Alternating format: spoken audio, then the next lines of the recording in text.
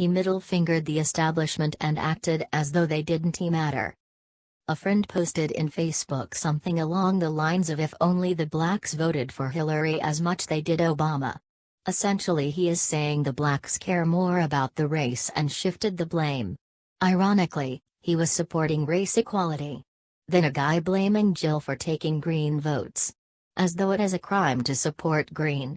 Leave alone the fact that the Green Party took away no Hillary votes in the key states. I am surprised that even after the results staring so much in the face, some are in denial, blaming the third parties, blaming the fence-sitters, blaming the people who didn't turn up, blaming the blacks for turning out enough, blaming the white females and so on. My Facebook friends have blamed each one of these groups in the past few hours. In fact, there is no proof that the third-party candidates took votes from Clinton. It is more likely for them to have taken from Trump, where even many traditional Republicans openly stood against. Even George Bush didn't vote for his party candidate. Trump thinks it's sad George W. Bush voted none of the above. That means Trump was able to find a voice far bigger than even the Republican Party. The white women vote was nearly split even. That after all the revelations about Trump's uncharitable comments. Surely, not all those of the women were misogynists. Something must have troubled them far more to go to the polls and vote for Trump, keeping down their disgust. Same with the Hispanics who voted more with the Republicans than in the recent times. That after his statements about the wall. Surely, something bigger must have been there to keep down their inhibitions on racism. This is part of the common people's revolution against the establishment. They don't trust their politicians, their media, their diplomats, their administrators. They felt let down by their economists. They fear about their jobs and culture. They fear something existential about their way of life. And when people have existential fears, they suppress all other inhibitions. The more the media talked about Trump's failures, the more it looked like the establishment colluding. It was as though everyone was conspiring against Trump. To defeat that establishment was more important for many than their own inhibitions on gender and race issues. And it completely didn't matter that Trump was unrefined, uninformed and politically wrong. In fact, those are the precise things that made him anti-establishment. His blathering about nuclear triad and other topics, rather than harming him, actually helped him. People saw him as an ordinary Joe, and the Joes don't go well prepared in public talking. People saw that as honest and down to earth in the same way as they saw G.W. Bush. In contrast, HRC was super well rehearsed, almost to the level of a robot. People didn't care about what she said, but just noted the way she said it. That reminded them of the establishment, a scheming individual. And more the media talked about HRC's virtues and Trump's uncouthness, more the people saw a need to back Trump. It was their fight against the elite. And my liberal friends had no idea that they were in an echo chamber. They completely tuned out anything they find deplorable. This revolution is hardly limited to the US.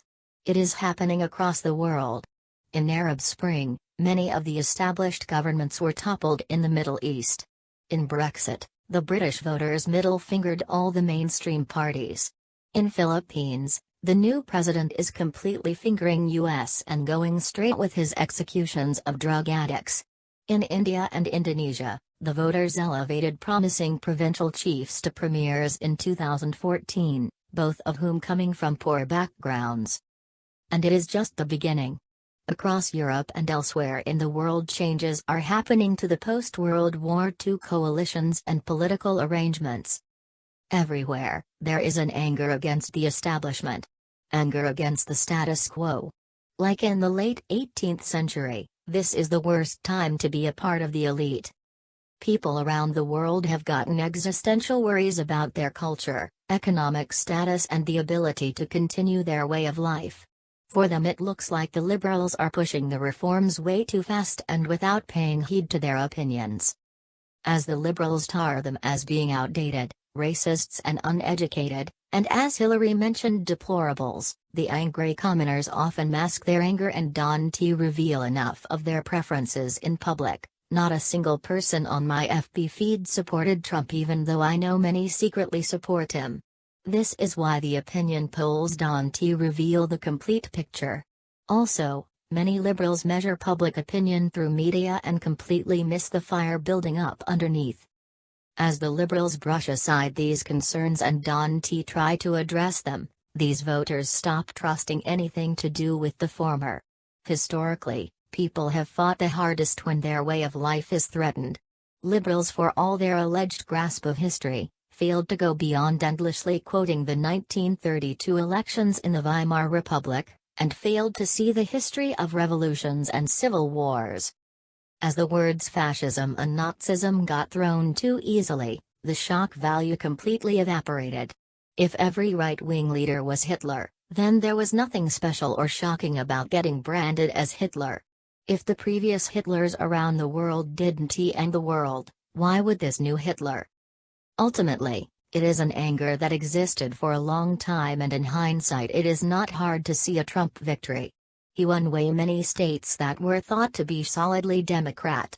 He won far more Hispanic votes than Mitt Romney. And he won a sizable chunk of the immigrants, and more surprisingly a sizable chunk of the females. So much for all the BuzzFeed-worthy charts posted by Nate Silver. Trump won despite his embarrassing revelations about women and despite the Republican leadership quitting on him. That should show the level of anger underneath. This anger is not all from racists, white supremacists and misogynists, KKK supporters, etc. Revolutions often turn up leaders who are far worse than the establishment they toppled. But, they also help heal things over the long run. In a way, this is good for the US. Like a pressure cooker releasing pressure, this is an election to let out that built-up pressure and anger in a less violent way. Hopefully this is an election that will let both sides see the other's point. The us versus them attitude and the uncharitable attitudes of the other side has to end.